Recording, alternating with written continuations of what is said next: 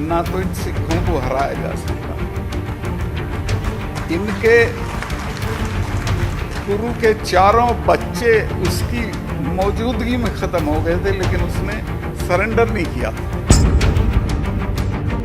देखिए, डर तो यूं नहीं लगा कि मेरे पास खोने के लिए सिर्फ गवर्नरशिप थी, जिसका मैं इस्तीफा जेब में रख के गया था। ये जो अकाल तख्त तोड़ा है जिनका, ये तो 600 साल भी नहीं भूलते। मैं श्योर हूं कि ये मुझे मारेंगे। तो डर मुझे किसी चीज का था ही नहीं, चूंकि खोने के लिए मेरे पास कुछ नहीं था। जो था उसे मैं खोने के लिए तैयार था, और वो इसलिए कि मैं जिनमें पैदा हुआ हूँ उनको आप दिल्ली के बॉर्डर पे जलील कर रहे हो। वो गर्मी में, सर्दी में, बरसात में सड़कों पे पड़े हैं। एक एक किसान, जिसको हम किसान समझते थे, वो 40-40 गांव का चौधरी था, और हम उसका नोटिस नहीं ले रहे थे। 6 महीने तक तो कोई बातचीत ही आपने उनसे नहीं की। दो काम मत करना, एक तो इन पे बल प्रयोग मत करना, दूसरे इनको खाली हाथ मत भेजना, चूंकि भूलते भी नहीं। मैंने उनसे कहा कि साहब, ये लोग बैठे हैं इतने दिन से, इसको सॉर्ट आउट कर दो, अच्छी बात नहीं है। कहने नहीं, चले जाएंगे सब बात। तो आपने क्या कहा? मैंने कहा ये ऐसे ही नहीं जाएंगे, ये तब जाएंगे जब आप चले जाओगे। जनरल वैद्या को उन्होंने पूना में जाके मारा, जनरल डायर को लंदन में जाके मारा। अभी मैंने वो बात कही थी जो सिद्धू मूसेवाला के गाने में थी कि ये भूलते नहीं हैं, और मिसेस गांधी ने यज्ञ कराया था। ये जो अकाल तख्त तोड़ा है जिनका, ये तो 600 साल भी नहीं भूलते। मैं श्योर हूं कि ये मुझे मारेंगे। मैंने इंदिरा जी को ये इल्हाम था कि मारेंगे, और उन्होंने मारा। देखिए, पंजाब हमारा सर है, और हर लिहाज से, फौज के लिहाज से, सुरक्षा के लिहाज से,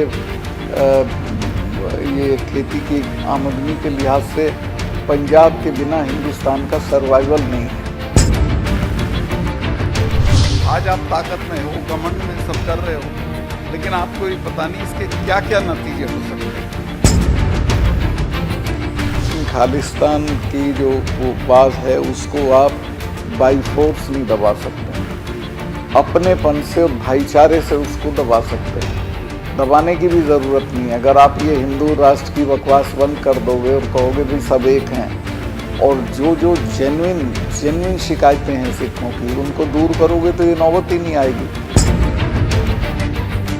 नहीं, उसमें नेशनल और एंटी नेशनल नहीं है। बस एक चीज़ खराब थी उसमें कि गुरु ग्रंथ साहब को लेके नहीं जाना चाहिए। वो इतनी पवित्र चीज़ है अकीदे की सबके, कि अगर उसमें जरा सा दाएं बाएं हो जाती तो आग लग जाती पूरे पंजाब में।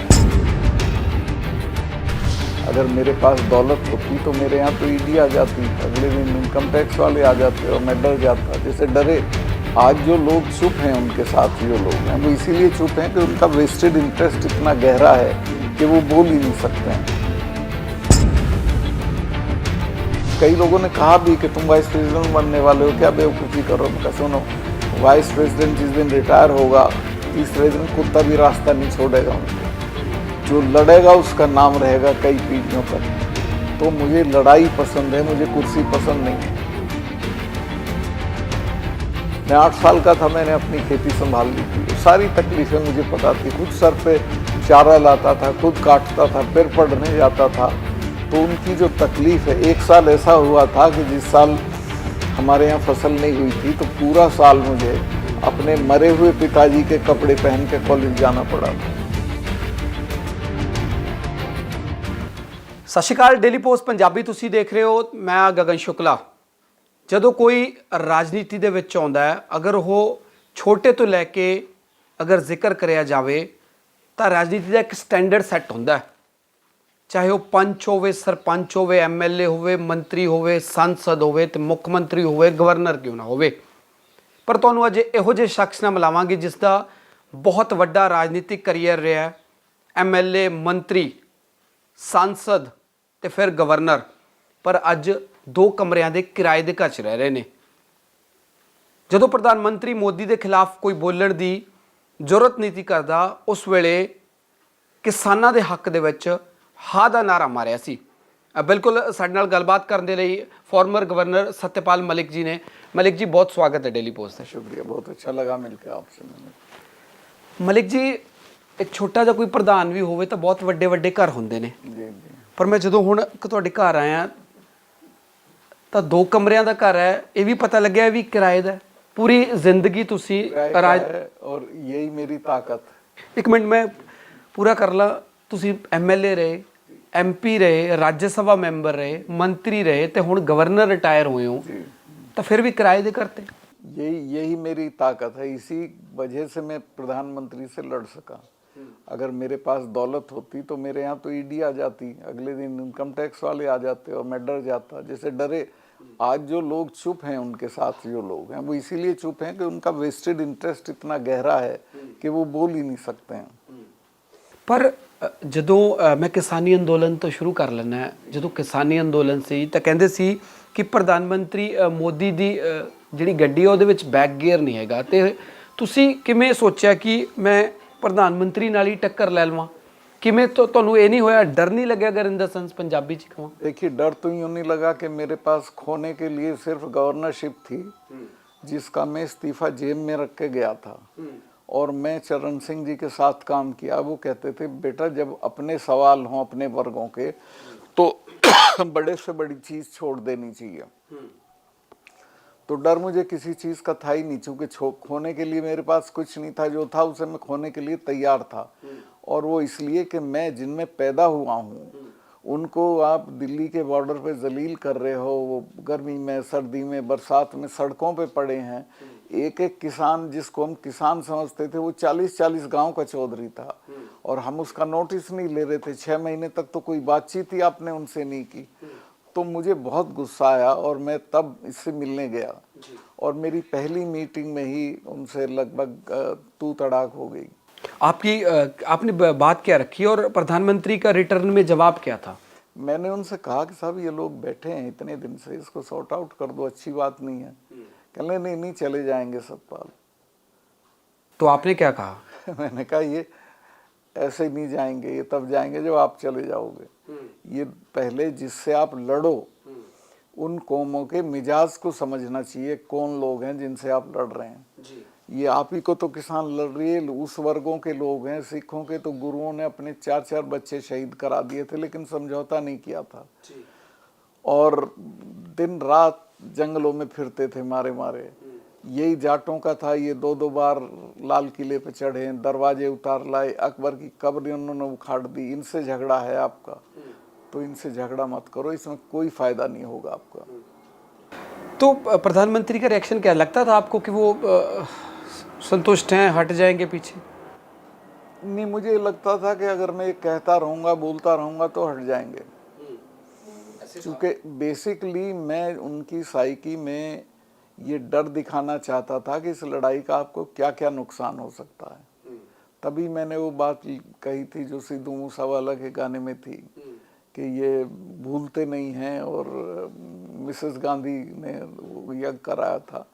तो इनसे झगड़ा नहीं किया जाता, इनसे बातचीत की जाती है, समझौता किया जाता है। ਤੁਸੀਂ ਦੱਸਿਆ ਸੀ ਕਿ ਇਹ 300 ਸਾਲ ਆਪਣੀ ਦੁਸ਼ਮਣੀ ਨਹੀਂ ਭੁੱਲਦੇ, ਇਹ ਉਹ ਕੌਮਾਂ ਨੇ। हाँ, मैं कहा ये कौम है जो 300 साल तक नहीं भूलते हैं। पर मलिक जी कुर्सी जाने का खतरा नहीं था कि मेरी कुर्सी जा सकती? कुर्सी तो मैं इस्तीफा लिख के लेके गया था। भाई मैं अपनी माँ के पेट से गवर्नर थोड़े ना पैदा हुआ था। झगड़े टंटे में आके बन गया एक बार। और मुझे उस वक्त कई लोगों ने कहा भी कि तुम वाइस प्रेसिडेंट बनने वाले हो, क्या बेवकूफ़ी करो। मैं कहा सुनो, वाइस प्रेसिडेंट जिस दिन रिटायर होगा, जो इस वक्त है वेंकैया जी थे, तीसरे दिन कुत्ता भी रास्ता नहीं छोड़ेगा उनको। जो लड़ेगा उसका नाम रहेगा कई पीढ़ियों तक। तो मुझे लड़ाई पसंद है, मुझे कुर्सी पसंद नहीं है। आपको अगर देखा जाए मलिक साहब, तो भारतीय राजनीति में हर कोई बंदा कुर्सी से बहुत प्यार करता है, क्योंकि जब दूसरा पद छोड़ता है तो दूसरा मिलता है। तो आप गवर्नर थे, आपने कहा कि मुझे ये कह रहे थे कि मैं वाइस प्रेसिडेंट बनूंगा, लेकिन आपको ऐसा नहीं लगा कि मैं खाम खा के पंगे में पड़ गया? खाम खा का पंगे में पढ़ना उसको लगता है जिसकी राजनीतिक सोच या समझ ना हो। मेरी पूरी समझदारी विकसित थी कि सबसे पहला हमारा कमिटमेंट हमारे वर्गों के लिए होना जिनमें हम पैदा हुए हैं। मैंने खुद खेती की, मेरे पिताजी का देहांत हो गया था जब मैं 2 साल का था। मैं 8 साल का था, मैंने अपनी खेती संभाल ली थी। वो सारी तकलीफें मुझे पता थी। खुद सर पे चारा लाता था, खुद काटता था, फिर पढ़ने जाता था। तो उनकी जो तकलीफ है, 1 साल ऐसा हुआ था कि जिस साल हमारे यहाँ फसल नहीं हुई थी तो पूरा साल मुझे अपने मरे हुए पिताजी के कपड़े पहन के कॉलेज जाना पड़ा था। तो मैं सारी तकलीफ को समझता था। और किसानों की उसमें और इस हालत में भी कोई फर्क नहीं है। जितनी चीज़ें वो पैदा करता है उसके दाम उस हिसाब से नहीं बढ़ते जितनी चीज़ें वो खरीदता है। लिहाजा उसकी परचेजिंग पावर हर साल कम होती जा रही है, या कहिए कि वो हर साल गरीब होता है। मलिक साहब, इससे हटके अगर बात करूँ तो 370 जब धारा हटाएगी, पूरे देश में इसका जिक्र है। अब राजनीतिक पार्टियां चाहे कांग्रेस हो, तमाम जो ऑपोजिशन पार्टियां इसका जिक्र करती हैं। तो आप उस समय JNK के गवर्नर थे, तो क्या परिस्थितियां थी, क्या जहन में चल रहा था आपके कि ये हटानी चाहिए? इसके क्या एक्शन के बाद इसका रिएक्शन क्या होगा? देखिए, हटाने का तो ये जो इशू था प्रधानमंत्री का था। पहले से बीजेपी का और उनका स्टैंड रहा था कि इसको हटाएंगे। तो जब मैं कश्मीर भेजा गया तो मुझे पता था कि ये काम हो सकता है मेरे जरिए हो, तो मैं उसके लिए तैयार था। और ये काम फौज से नहीं होता है। मैंने वहाँ के लोगों में गुडविल पैदा की कि जब ये हटे तो कोई बगावत ना हो जी। महबूबा कहती थी खून की नदियाँ बह जाएंगी। फारूक अब्दुल्ला कहते थे 370 मोदी जी के पिताजी भी नहीं हटा सकते। इस तरह की बातें ये लोग बोलते थे। पर मुझे पता था इसको हटाना है तो कैसे हटाना है। तो मैंने लोगों में वहाँ एक गुडविल पैदा की। मैंने अपना टेलीफोन नंबर सबको दे रखा था। कोई 2:30 बजे रात भी फ़ोन करता था, मैं खुद उठाता था और उसकी जो कठिनाई होती थी उसको हल करता था। और दूसरे, मैंने लोगों को समझाया कई मीटिंग्स में कि देखो, तुम्हारे बच्चे तो मरते हैं, ये तो टेररिस्ट जो हैं तुम्हारे बच्चे हैं, नेताओं के बच्चे तो लंदन में पढ़ रहे हैं। तुम बताओ, 250 टेररिस्ट हैं कुल कश्मीर में, और दुनिया की दूसरे तीसरे नंबर की फौज से लड़ के क्या ले लोगे? बातचीत से तुम्हें सब कुछ मिल जाएगा। तो ये लड़ाई का रास्ता छोड़ो। तो 6 महीने, मेरे जाने के 6 महीने बाद ही नई भर्ती बंद हो गई थी। टेररिस्टों में नहीं जा रहे थे लड़के, पत्थरबाजी बंद हो गई थी और लोगों की समझ में आ गया था कि नहीं, ये गलत रास्ता है। तो मैं ये आश्वस्त था कि जिस दिन ये कहेंगे हटाने का, मैं उसको सक्सेसफुली लागू कर दूंगा। आप आश्वस्त थे इस बात से? आपको कॉन्फिडेंस था? मुझे कॉन्फिडेंस था, क्योंकि मैंने गवर्नर हाउस के दरवाजे किसी भी वक्त कोई आता था, मैं मिलता था। मलिक जी, मुझे नहीं लगता कि जितनी ट्रांसफर्स आपकी हुई है किसी गवर्नर की हो रही हो। पनिशमेंट हुआ वो। कश्मीर से भेजा मुझे गोवा। गोवा में मैंने वहाँ जो चीफ मिनिस्टर थे उनके यहाँ कुछ गड़बड़ थी। मैं भ्रष्टाचार नहीं कहूँगा गैर हाजिरी में उनके लिए, लेकिन मैंने इनको बताया कि साहब ये गड़बड़ हो रही है। इन्होंने उसको ठीक करने के बजाय मुझे ही हटा दिया, मेघालय भेज दिया। तो ये तो कोई, मैं इसको बुरा नहीं मानता। भाई, जो अपॉइंट करता उसको अधिकार है हटाने का भी। मलिक साहब, जब पंजाब का जिक्र होता है तो आपके जहन में क्या आता है? देखिए, पंजाब हमारा सर है और हर लिहाज से, फौज के लिहाज से, सुरक्षा के लिहाज से, ये खेती की आमदनी के लिहाज से, पंजाब के बिना हिंदुस्तान का सर्वाइवल नहीं है।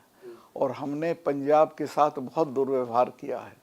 असल में जो लोग हैं यहाँ हिंदी हार्टलैंड में, जो ये हिंदू राष्ट्र चिल्लाते हैं, मैंने कल कहा भी, इंडियन एक्सप्रेस में आज छपा है कि हिंदू राष्ट्र कहोगे तो फिर आपको कोई खालिस्तान नहीं मांगेगा। इस बकवास को बंद करो जल्दी से। पंजाब के लोगों को सबसे ज़्यादा नुकसान हुआ पार्टीशन का। उनकी बेस्ट ऑफ द लैंड्स चली गई पाकिस्तान के पास। ननकाना साहब चला गया, बहुत सारी चीज़ें उनकी चली गई। पूरी एक जनरेशन तबाह हुई, उन्होंने तकलीफ झेली। फिर भी आपका उनके प्रति ये सिंपैथी का रवैया नहीं था। जब मर्दमशुमारी हुई हिंदी पंजाबी की, तो जो पंजाबी बोलते थे हिंदू, उन्होंने भी अपना लिखवा दिया। हिंदी बोलते थे, उन्होंने लिखवा दिया कि हम तो पंजाबी भाषी हैं। तो ये जो इस तरह का व्यवहार था, फिर आज़ादी मिलने के फौरन बाद पहला चीफ मिनिस्टर भी सिख नहीं बनाया, बल्कि तीन चीफ मिनिस्टर लगातार नॉन सिख बनाए। कह रहा हूँ बहुत बाद में बनाए, पर कह रहा हूँ जब बन गए थे तब लोगों की फीलिंग शांत हुई थी। तो हमने कभी एक सिंपैथी की निगाह से पंजाब को नहीं देखा। लगातार हिंदू राष्ट्र का जिक्र हो रहा है, आपने भी बात कही। अब मेरा ख्याल पंजाब की वीडियोस तो आप भी देखते होंगे, पिछले दिनों में पंजाब में क्या हुआ, अब पंजाब में तो एक वर्ग वहाँ खालिस्तान का जिक्र भी करता है। तो गृह मंत्री अमित शाह बयान देते हैं कि खालिस्तान की जिक्र करने वाले या खालिस्तान की मूवमेंट को आगे बढ़ाने वाले लोगों को हम पनपने नहीं देते। आप इस स्टेटमेंट को कैसे देखते हैं? देखिए, ये उनका पता नहीं क्यों उन्होंने इस तरह की बात कही, लेकिन खालिस्तान की जो वो बात है उसको आप बाई फोर्स नहीं दबा सकते हैं, अपनेपन से और भाईचारे से उसको दबा सकते हैं। दबाने की भी ज़रूरत नहीं है। अगर आप ये हिंदू राष्ट्र की बकवास बंद कर दोगे और कहोगे भाई सब एक हैं, और जो जो जेन्युइन शिकायतें हैं सिखों की उनको दूर करोगे, तो ये नौबत ही नहीं आएगी। ये लगता है आपको कि देखा जाए, जब अभी अमृतपाल के बारे में सुना है पंजाब में आप? हाँ, मैंने उसके इंटरव्यूज़ देखे हैं और मैं उसको जानता नहीं हूँ, लेकिन उसके चेहरे पे जो तकलीफ़ और गुस्सा है, मैं उससे सिंपैथाइज़ करता हूँ। भाई 84 में मैं यहाँ था दिल्ली में, जिस तरह मैसेकर हुआ है, किसी हिंदू संगठन ने या नेताओं ने किसी ने अफसोस जाहिर किया? किसी ने नहीं किया। तो वो मैं फिर बता रहा हूँ कि भूलते नहीं हैं। तो वो अभी उनकी साइकी में बैठा हुआ है कि हमारे साथ ये सलूक हुआ था। पर अजनाला अमृतसर में एक दो दिन पहले बहुत बड़ा बवाल हुआ, थाने पे बहुत सारे लोग बोले कि कब्जा कर दिया। तो लगता है आपको अमृतपाल को अगर देखा जाए तो बहुत लोग नेशनल मीडिया खास करके टारगेट कर रहा है कि ये एंटी नेशनल मूवमेंट्स कर रहे हैं? नहीं, उसमें नेशनल और एंटी नेशनल नहीं है। बस एक चीज़ खराब थी उसमें कि गुरु ग्रंथ साहब को लेके नहीं जाना चाहिए था। वो इतनी पवित्र चीज़ है अकीदे की सबके, कि अगर उसमें जरा सा दाएं बाएं हो जाती तो आग लग जाती पूरे पंजाब में। और पुलिस ने और सरकार ने अच्छा किया कि उस सिचुएशन को अवॉइड किया। मलिक साहब, आप गवर्नर रहे हो। मुख्यमंत्री और गवर्नर दो चीज़ें होती हैं जो स्टेट में बड़ी होती है। तो इस समय हम दिल्ली में हैं और बेसिकली मैं पंजाब का हूँ। तो इस वक्त दिल्ली के मुख्यमंत्री और एलजी, उधर पंजाब के मुख्यमंत्री और गवर्नर, दोनों में टनाटनी रहती है। और अब गवर्नर ने कल परसों ट्वीट भी किया है, अभी सेशन की इजाज़त नहीं दी। तो क्या लगता है गवर्नर और मुख्यमंत्री में टकराव क्यों होता है? होना नहीं चाहिए। सेंटर भी कराता है कई बार, क्योंकि जहाँ सेंटर की मर्जी की सरकारें नहीं होती हैं तो उनको तंग करने के लिए गवर्नर को यूज़ करते हैं, और गवर्नर को यूज़ नहीं होना चाहिए। आप भी तो रहे हो, बिहार में रहे हो आप। मैं तो नहीं यूज़ हुआ। आपको कोई ऐसा मैसेज जाता था? नहीं, कई मौके आए जब असेंबली डिसॉल्व की मैंने, तो सेंटर किसी को चाहता था कि फलां की ओथ करा दो, उस पर 5 MLA थे। मैंने कहा मैं बेईमानी नहीं कर। आपको ऐसा मैसेज आया? मैसेज आया नहीं, मतलब मुझे कोई PM ने या होम मिनिस्टर ने खुद नहीं कहा, बट बाय इम्प्लीकेशन मुझे मैसेज हुआ कि भाई हाँ, उनका एक ब्लू आइड बॉय था, उसका मैं नाम नहीं लूँगा, गैर हाजिर है वो, कि साहब इसको बना दो। मैंने उससे पूछा भाई बताओ, उसने कहा जी मेरे पे 5 MLA, लेकिन ओथ करा दोगे तो मैं 1 हफ्ते में मेजोरिटी कर लूँगा। मैं कहा भाई मैं इस काम के लिए हूँ क्या तुम्हारी बेईमानी से ओथ कराऊँ, फिर तुम ना हुई तेरी मेजोरिटी और सुप्रीम कोर्ट ने वो वोट करा दिए और तू हार गया, तो मैं तो कहीं का नहीं रहूँगा। तो मैंने नहीं किया, मैंने असेंबली डिसॉल्व कर दी। आपको लगता है जब गवर्नर और मुख्यमंत्री में टकराव होता है तो नुकसान स्टेट का होता है? हाँ, नेचुरली होता है। MSP में फिर किसानों पे आता हूँ। MSP लगातार लटक रही है मलिक साहब। क्या लगता है कि किसानों का आंदोलन खत्म हो गया, 3 कानून वापस हो गए, कि किसानों को कितना बेनिफिट हुआ? सरकार जो प्रधानमंत्री ने वादे किए थे जब आंदोलन उठाया गया, हाँ, वो उसको कोई भी पूरा नहीं हुआ अभी तक। सबसे बड़ा वादा तो MSP का ही था। MSP की एक कमेटी बनाई, उसका चेयरमैन वो सेक्रेटरी बना दिया, जो काले कानून उसी के बनाए हुए थे। तो MSP पे इनकी नीयत साफ नहीं है, लेकिन MSP के बिना किसानों का काम नहीं चलेगा। MSP ज़रूर लागू करनी चाहिए। लगातार मलिक साहब हिंदू राष्ट्र की जिक्र होती है। क्या लगता है बीजेपी का ये एजेंडा जो हिंदू राष्ट्र का है, बागेश्वर धाम के जो धीरेन्द्र शास्त्री है, देखिए रोज़ सुना, वो तो आप ये समझिए कि बिल्कुल बिना पढ़ों जैसी बात करता है, उसे पता ही नहीं कि राष्ट्र क्या होता है और हिंदू राष्ट्र बनेगा हिंदुस्तान तो उसके क्या इम्प्लीकेशंस होंगे, कैसे बन जाएगा। भाई हिंदू ही हैं क्या यहाँ? यहाँ सिख भी हैं, जैनी भी हैं, क्रिश्चियंस भी हैं, मुस्लिम्स हैं 27%। तुम कैसे हिंदू राष्ट्र बना दोगे? और उसकी ज़रूरत नहीं है, हिंदू की मेजॉरिटी है, तुम्हारा प्राइम मिनिस्टर बनता है, तुम्हारा प्रेसिडेंट बनता है। ये सिर्फ शोशेबाजी के लिए लोग ये बकवास करते हैं और इससे माहौल ख़राब। वो कहते जो मुस्लिम लोग भी हैं जो नॉन हिंदू हैं, उनकी 7वीं 8वीं जो पीढ़ी पहले थी वो सनातनी थे। वो अगर कहते मेरा हिंदू राष्ट्र भी पूरा हो गया तो मैं अखंड भारत की मांग करूंगा। पाकिस्तान को भी मिलाने की बात कर रहे हैं, पाकिस्तानी भी कहते हिंदू ही हैं। अरे ये तो तुमसे संभल नहीं रहा, पाकिस्तान को भी वो नॉनसेंस है, उनको नॉलेज नहीं है कोई। लगता है कि अगर 2024 की मैं बात करूं गवर्नर साहब, तो पंजाब को कैसे देखते हो? पंजाब सत्ता विरोधी लहर उठा सकता है मोदी जी? पक्का Punjab will lead to the change in Delhi. Modi वापस नहीं आएंगे अगर पंजाब हरियाणा खड़ा रहेगा जैसा आज है। अगर क्या, मैं तो श्योर हूँ कि खड़े रहेंगे और मैं कैंपेन भी करूँगा, सब जगह जाऊँगा। हरियाणा में मैं घूमा हूँ बहुत जगह और फिर जा रहा हूँ। तो आप समझिए पूरे हिंदी हार्टलैंड में, यूपी में एक हिस्सा जहाँ कम्युनलिज्म है उसको छोड़ के बाकी सब जगह इनका सफाया हो जाएगा। ये 150 से कम सीट पाएंगे पाले। आप कह रहे हो मैं कंपेन करूंगा, किसकी फेवर करोगे? जो इनको हरा रहा होगा। कांग्रेस? मैंने ये मशवरा नहीं, कैंडिडेट जो हरा रहा होगा, मैंने इनको ये मशवरा दिया है कि देखो तुम्हारी यूनिटी तो होने की नहीं है, क्योंकि तुम सारे प्रधानमंत्री के उम्मीदवार हो और ईगो तुम्हारी बड़ी बड़ी है। एक काम करो कि जैसे वीपी सिंह ने किया था कि एक उम्मीदवार के मुकाबले एक उम्मीदवार, जहाँ जिसका दिखाई दे ये मजबूत है वहाँ छोड़ दो, तुम दूसरी जगह लड़ो। ऐसे करके लड़ोगे तो 100% कामयाब। अच्छा, ये सलाह आपने ऑपोजिशन को दी थी?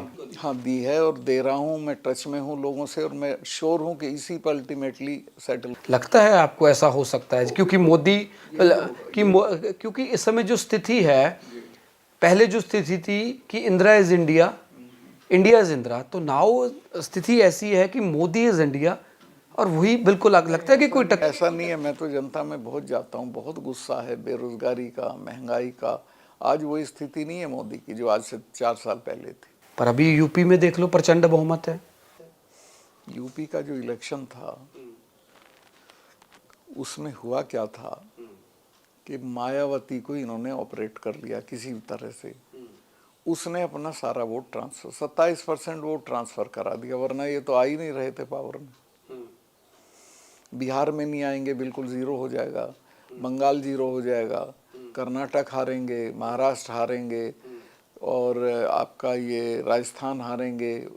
हरियाणा में 2 सीट आएंगी मैक्सिमम, पंजाब में 1 या 2 सीट आएगी। तो ये आएंगे कहाँ से? गवर्नर साहब लास्ट सवाल है मेरा, छोटे से घर में तो आप रहते हो, सुरक्षा भी विड्रॉ है आपकी? हाँ, सुरक्षा विड्रॉ कर ली, जबकि मेरी वहाँ की जो कमेटी है, गवर्नर की एक कमेटी होती है, उसने लिखा था मेरे ट्रांसफ़र के वक्त कि इनको पाकिस्तान से खतरा है, इनको मकान अलॉट होना चाहिए। तो मकान तो अलॉट होना रहा, अभी सिक्योरिटी भी विड्रॉ हो गई। विड्रॉ क्या, भी वो एवाइंस में डाल रखी है कि बताएंगे, लिखेंगे। बातचीत करी, मैंने चिट्ठी लिखी थी होम मिनिस्टर को, तो वहाँ से मैसेज अभी आया नहीं कुछ। मलाल होता है, मन दुखता ना, बिल्कुल नहीं होता। मैं तो चरण सिंह के साथ रहा हूँ जो प्रधानमंत्री होने तक एक शेडो के साथ चलते थे।